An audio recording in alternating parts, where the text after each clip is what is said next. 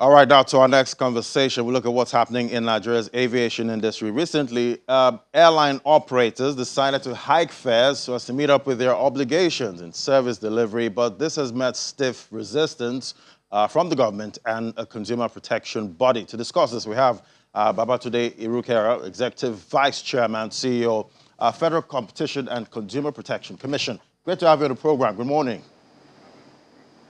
Good morning. All right, so looking at this fare hike, what is the scope of, your commission's investigation into the activities of, airlines, in respect to this fare increase? A good question. Again, like you rightly said, our mandate is consumer protection and competition. With respect to the increase in airfares, the subject of inquiry is competition. And essentially, one of the principles of competition is that competitors should compete, not collude. And everywhere else in the world, when there's collusion, it's criminal. If anything, the one thing that takes business people to jail sometimes are cartels. And what is a cartel? That means when competitors, instead of competing, coordinate with respect to things like price or other commercially sensitive parameters of their business, like means of production, supply chain, and things like that. And so here we are. What we know is that at least there was an announcement by some operators, and they attributed in their announcement, they attributed their conduct to a meeting by the association. And that at the association level, there were discussions, and pursuant to that discussions, they agreed that 50,000 naira would be the minimum fare across any sector of travel within Nigeria. Now, if that is correct, it's a violation of law. And so we engaged, and our first initial investigation was to determine the accuracy of some of these statements. And so at least we have sufficient evidence to know that. Indeed, over a period of time, the airline operators associations did meet, and they discussed a bunch of different things, which are legitimate. But one of the subjects of discussion was airfares. Now, that was wrong.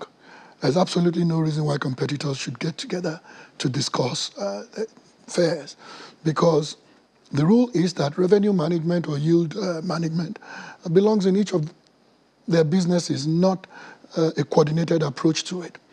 And so that's where the investigation started. Right.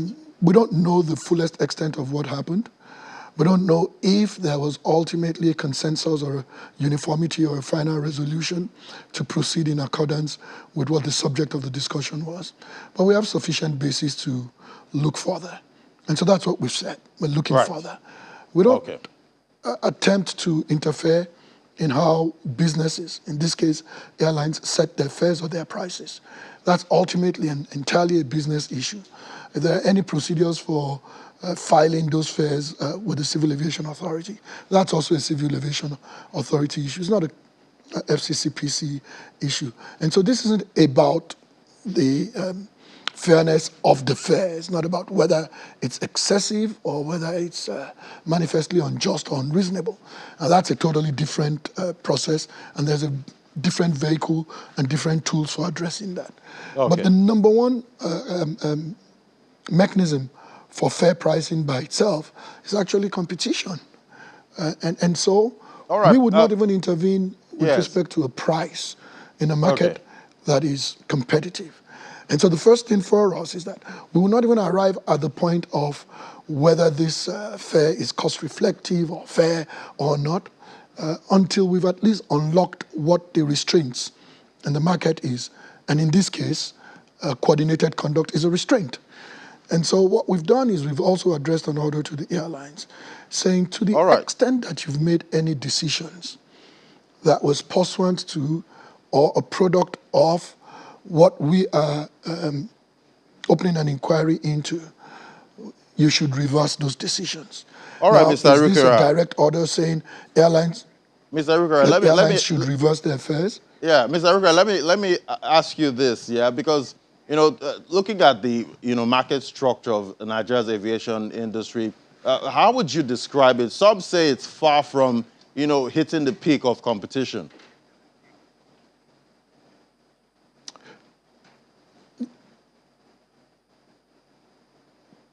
Well, I mean, you make a point. Is it competitive? I would say that yes, there is. I mean, from the number of players, their fleets, and number of operators, yeah, there is some element of competition. Is it as robust as it can be? No, it's not. You must know that competition is also a factor of many things, including how many players are in the market, the geography, the routes that these players are flying, the size of their fleets. And so it's possible that you even have a dominant player or some dominant players. That in itself doesn't mean that the market isn't competitive. I think that the industry can be more competitive, but I'm not going to agree that there's absolutely no competition. Right. But globally, inflation is on the rise. We see energy costs, oil hitting new highs, at this point. And these airlines are in, business to make profit. They've complained about maintenance costs, rising costs of, jet fuel. What if it's just a case of, price followership? Maybe the market leader sets a price and others follow. That's a very good point. And again, we do not even question whether the airlines reserve their right or their prerogative to fix their fares or increase their fares, especially based on what we all know the factors. I mean, there's inflation all over the world, and everything is costing a lot more money, including transportation. So we recognize that. And so that's not the question. The question is you cannot coordinate. And you make a very important point also by saying that, is it possible that some fare increases were not the product of what seems to have been this conspiracy or this mutual arrangement? Yeah.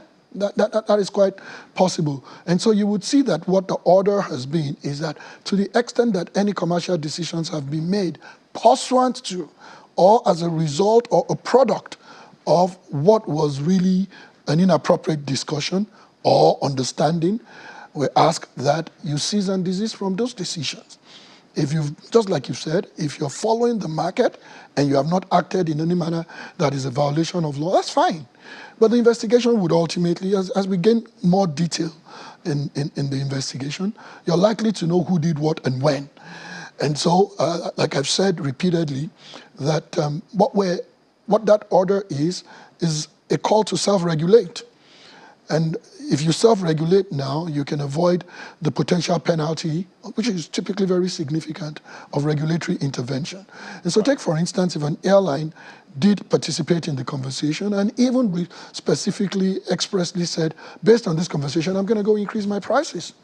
If we ultimately find that out, and if based on this order, they've reversed that decision, then that's a mitigating factor in where they land on the spectrum of the penalty.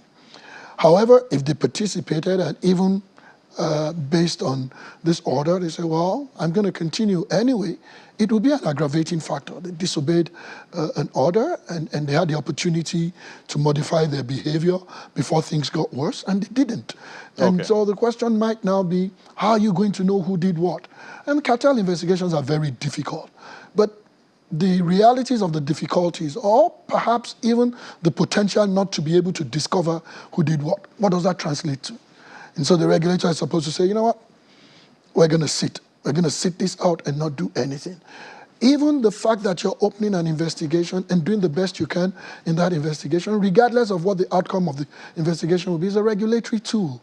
In the future, whether it's in aviation or other industries, they'll be very careful about coming together to have these types of discussions, simply because they know that a regulator can investigate. And even at that, I'm not convinced at this point that it is absolutely impossible to establish whether something went wrong and who said what or did what. I think we have different tools for proceeding on the investigation, and it's quite possible to slice it and ultimately determine who did what. Again, is that an assurance that we know what the outcome of the investigation would be? No, it's not. And that's the reason for an investigation, because we don't have the end, we don't know what the end would be. But what would you say, is the impact of the order issued by the commission to the airlines right now? It's too early to tell. I think for us at the Commission, the importance of this is that it's a critical step in the investigative process. And so airlines will be very well advised to engage competent counsel to advise them. Because what it is that depending on what we ultimately discover in the investigation, you don't want to look back and say that, I wish I knew, I would have traveled a different route when I received this order. And so for us, we have not ordered that all airlines should revert to a certain fare or not. No, that's not what the order is. But the order has provided a platform which we intend to stand on ultimately in how we address what we discover or don't discover. All right. Okay. Looking at penalties now, what are the possible, penalties if airlines fail to comply with the Commission's orders? Well, so what it is that there are two things. The failure to comply with an order when the order directly applies to you is criminal conduct. Depending on which section of the FCCPA you proceed under, sometimes Section 80, Section 111, Section 112, depending on which of them you proceed under, different penalties. Might be a term of imprisonment where there's specific conduct about individuals, and when it's a business, it could be up to 10 million naira. And then there are ways to calculate that with each day and whether there are additional conduct that aggravated that. Now, all of this is completely different from whether you engaged in a cartel or not, or in price fixing, which would be specific offenses against competition. Failure to comply with an order as offenses against the record. But things like cartel or price fixing are offenses against competition. We find that in Section 107, Section 108. And if it was prosecuted and there was a conviction, there could be jail time for individuals and potentially somewhere in the region of 10% of turnover proceeding year of any business that is guilty. Okay, Mr. Arikara, but very briefly now, these are very interesting times of the world. How does your Commission balance consumer protection and the realities of running a business in these climes? Very briefly. And we do that, for instance, this is one of it. And we're not speaking about the fairness of the fare. We're challenging the process and saying, set your fares, let the realities and the difficulties in the space determine a fairly negotiated price that would have captured all those dynamics. For instance, I had a meeting recently with the Association of Food, Beverage and Tobacco Employers about what is changing in their industry. The businesses are changing the grammage. They're changing the size and the content or the volume of what they're selling. We cannot stop them from doing that. And they're increasing prices at the same time. And it's based on the economic realities, which is understandable. Right. But if you're going to sell something that is now 300 grams and you still sell it in the same can that you sold it when it was 500 grams, without in some shape or form changing the packaging or at least advertising and letting the people know that it's 20% less, but you get the same value, then you are, in some sense, taking advantage of the misapprehension of consumers. And so we're not going to go after you and say, you have to sell a certain size or you have to sell at a certain price.